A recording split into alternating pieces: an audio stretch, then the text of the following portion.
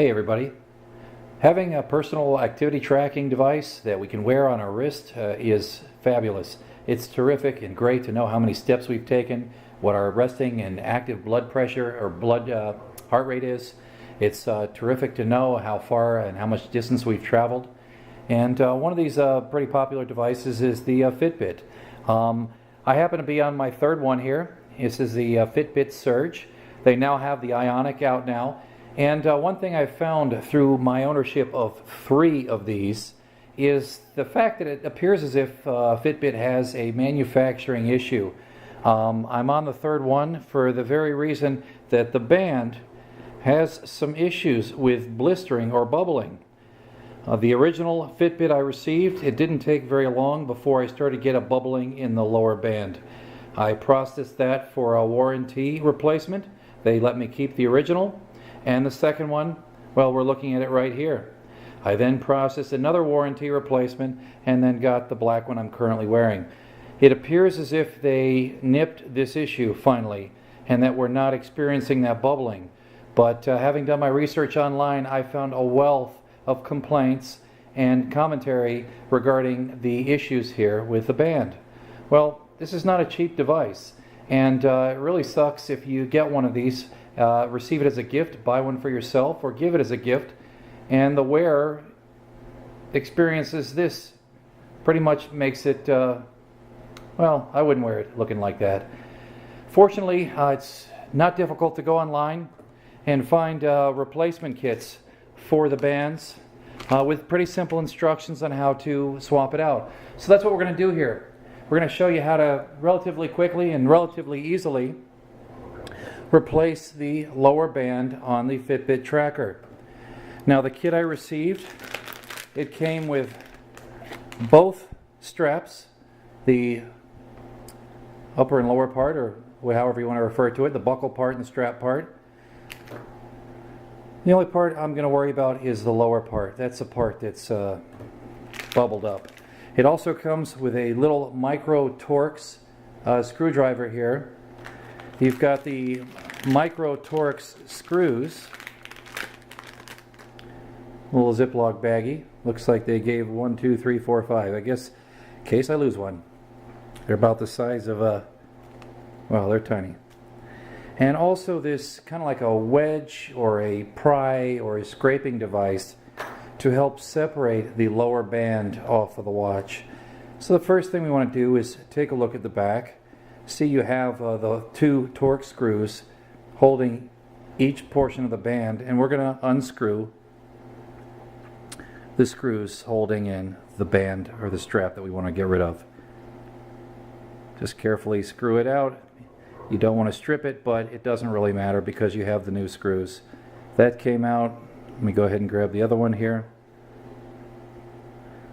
And then we're going to go ahead and remove the lower strap or lower portion of the band. Now this is already separated out. It might require a little bit of working it here.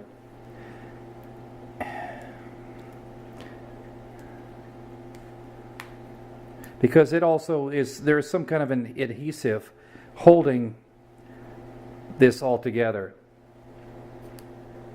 So we're going to have to break that seal. And use a little bit of pressure, a little bit of force.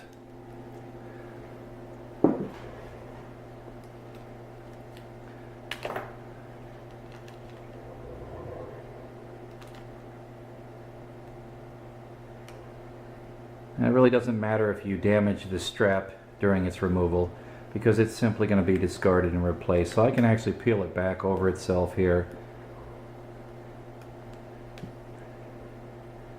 There's some harder plastic underneath it that it's kind of stuck to, and that actually might be the adhesive glue that was used during the original manufacturing.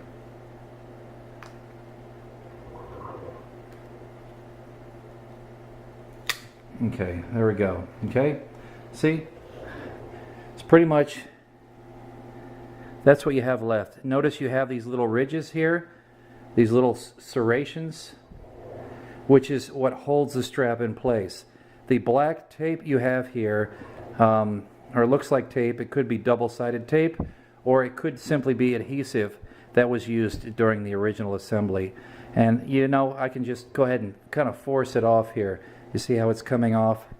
And I clean that out there so there's no obstacles, obstructions, or anything underneath when I put the new strap in place.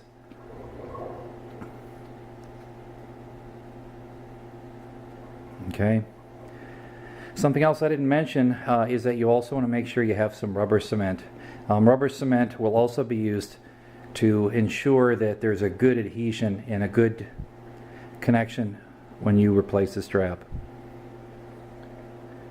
Alright, make sure it's all nice and clean there. Alright, I want to grab the new portion of the band and just kind of see how it would fit in place. Of course, if you push it over those teeth, it's going to grab and be a little harder to remove. So I just want to make sure that the way is clear for me to push it on there.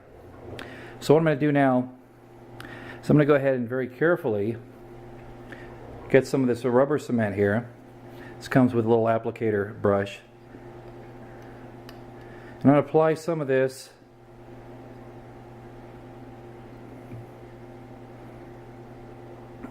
don't want to get too messy here with this glue. So I'm going to actually apply it on the actual portion of the watch that the band is going to cover. Make sure it's generous but not too much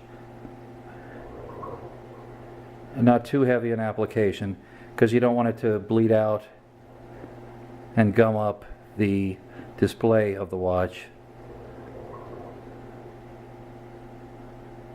Make sure you get a good covering there. We're going to take the strap and push it on. You hear a couple of audible clicks. You want to make sure you get it fully on all the way to the last click. Okay, it's looking good already. Then we want to come in the back and you want to go ahead and apply the screws. You can either use the existing screws or you can use the new screws. It looks like the new screws actually have a little bit longer threading. Maybe that'll work a little bit better. Just be real careful. These things are tiny. You might want to stick them onto a piece of duct tape or masking tape just so you don't lose them. Alright, there's two there. Let's see, I don't know if this is going to be magnetized.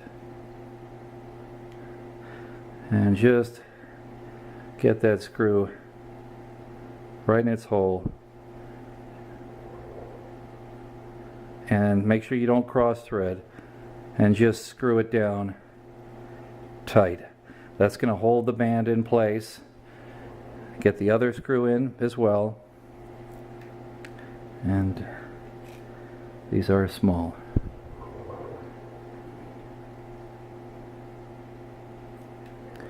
And let's try it again here.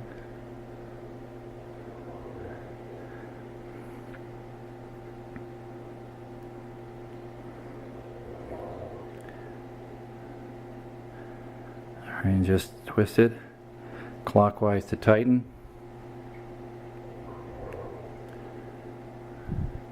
Alright, and tighten it.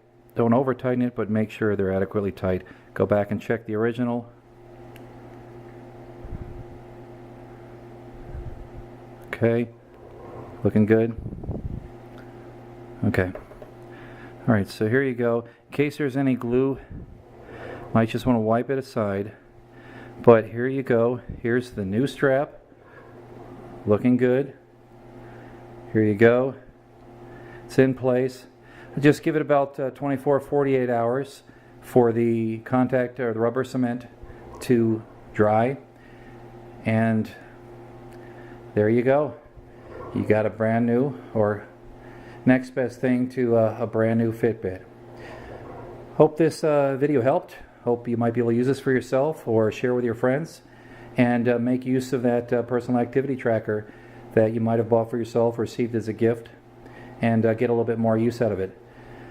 Figure the likelihood of that strap, the band to separate through more rigorous activity is more likely. I keep mine on all the time. I like to track my sleeping patterns. So I'm sure it gets rolled around in the sheets a little bit. I don't wear it in water. I don't wear it in the shower. I believe their new device, the Ionic, is water resistant, if not waterproof. So anyway, hope that helped you out.